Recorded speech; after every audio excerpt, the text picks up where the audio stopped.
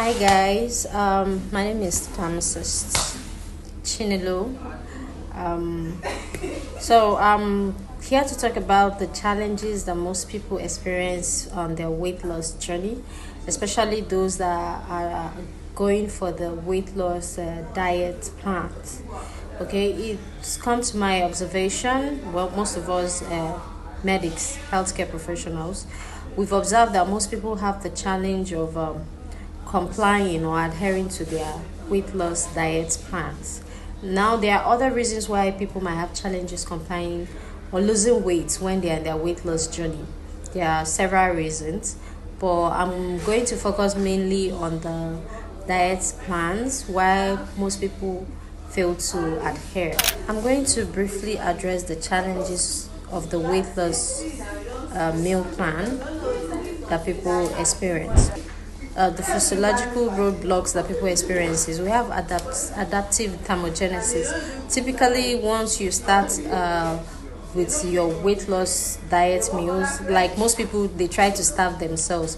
But the thing is that when you do that, your body's adaptive mechanisms are ticked off, and then they try to conserve energy.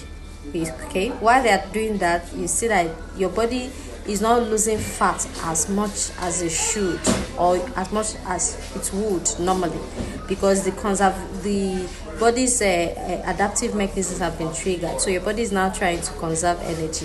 That is why the starving meal plan or starving form of diet plan, it doesn't always work for most people. There are lots of people that they will tell you that I've not eaten since morning and it's 8 p.m. or 6 p.m. This is my first meal for the day, and I've been doing this for like 1 month, yet I'm not losing weight. So these are reasons why this can happen. Another physiological roadblock is hormonal response. Okay, when you do this, sometimes yes, your body or the body is stressed to high cortisol level and all can increase your desire for high calorie food. It's like comfort food. So these are things that can actually trigger it. Then we have physiological and mental health hurdles like stress. I've already explained stress. Most times when people are stressed, they tend to want to eat more. So you see that someone that is dieting, even though they're trying to starve themselves as part of their diet plan, the body is stressed and desires food. Another thing is that sometimes after that hours of starvation without food, that particular time you then decide to have a meal, there's this desire to want to eat all, as this is my only meal for the day, and then you now engage in a large portion meal. It's not helpful. One is that having a large portion at once after abstinence, your body's metabolic process is slow at that moment. So instead of the food being broken down faster or the usual rate, you're just sitting down there accumulating, and most times there's a absorption and storage of food around the abdominal area, that is the waist, the stomach, as some people call it, leading to higher fat index around there, and in some cases people that already have truncal obesity, that would worsen their situation. And then another problem is diet confusion. Some people don't know what to eat for diet plan. They just feel like abstaining from calorie foods completely is the best thing to do, and that is actually wrong, because you need calorie for your everyday activity. Your brain, they need calorie. So there are some things that you do that instead of actually helping you lose weight, it's giving you a negative physiological response that would worsen your weight loss journey. And also lifestyle and environmental factors like social pressures, maybe when you go out, family gatherings and friends, and a lot of people are eating, and most people think that yes, the food that they eat there, it's against the dieting rules, but that is not true. Knowing the right thing to eat and the right quantity at the right time, even if you're out or you're in an event, you can still comply with your diet plan. You don't need to starve to diet. You just need to know the right things to eat, what quantity, and at what time to eat them. So, like I said, abstaining completely from high calorie foods completely is not really advisable. Most people have tried it and it doesn't work for them, and that's why they easily give up. Okay, and also sometimes the time and cost. Like some people, they are so busy with work, they won't be able to prepare their meals. So I'm coming to tell you now that you can still maintain your diet plan with the normal meals are prepared, let's say in restaurants and eateries.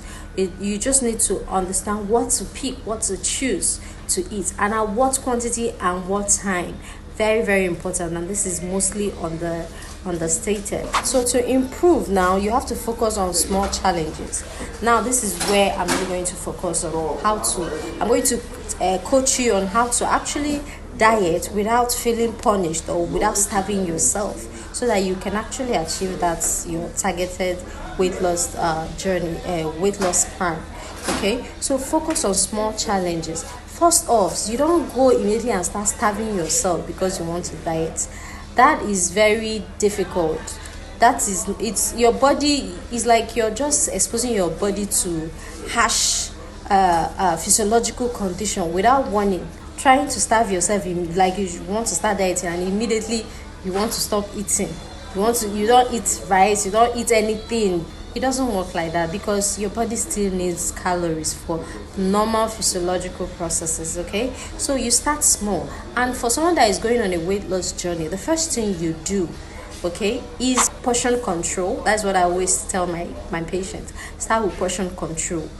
Go on at least the first few weeks of your diet plan journey, you start with portion control.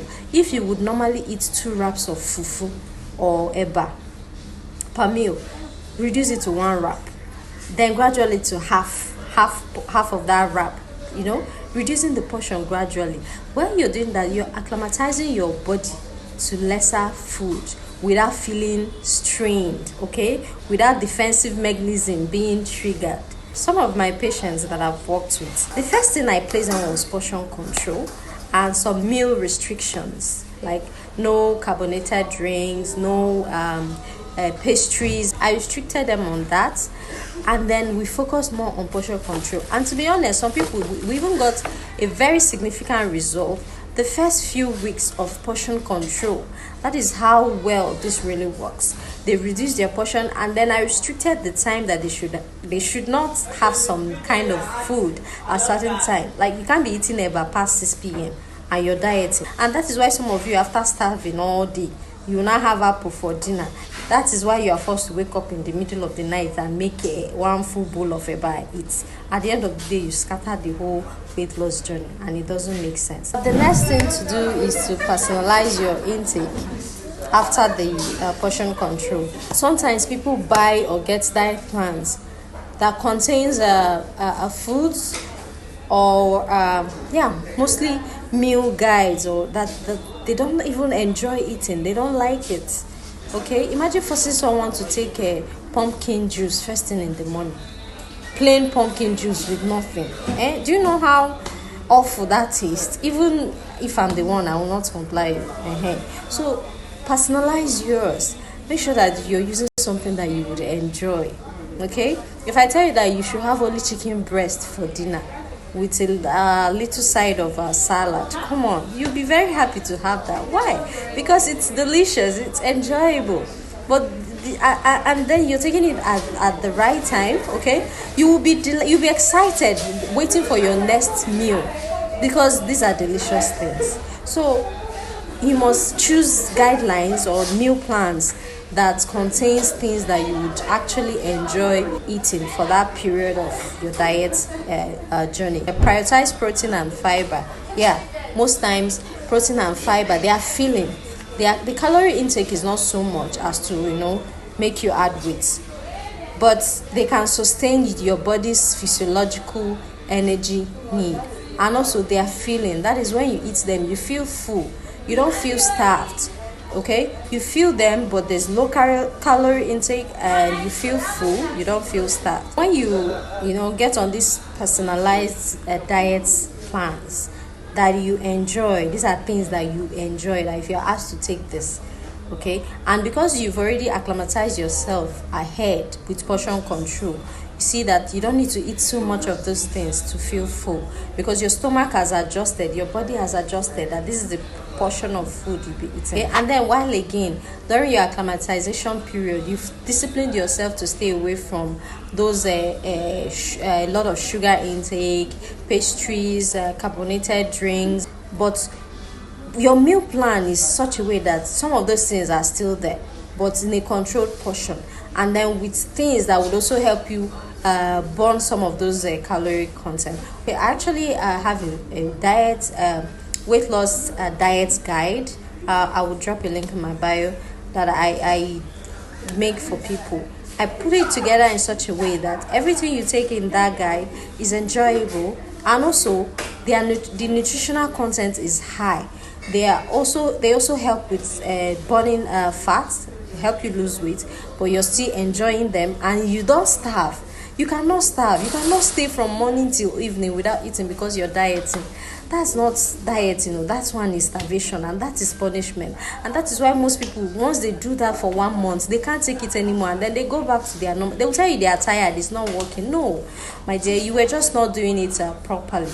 So you can actually do it in such a way that you have something to eat at every point in time, and you're not starved. You always feel full. Even for your drink, instead of the normal water, I know some of you might be tempted to take Coke, but that is why acclimatization stage is very important.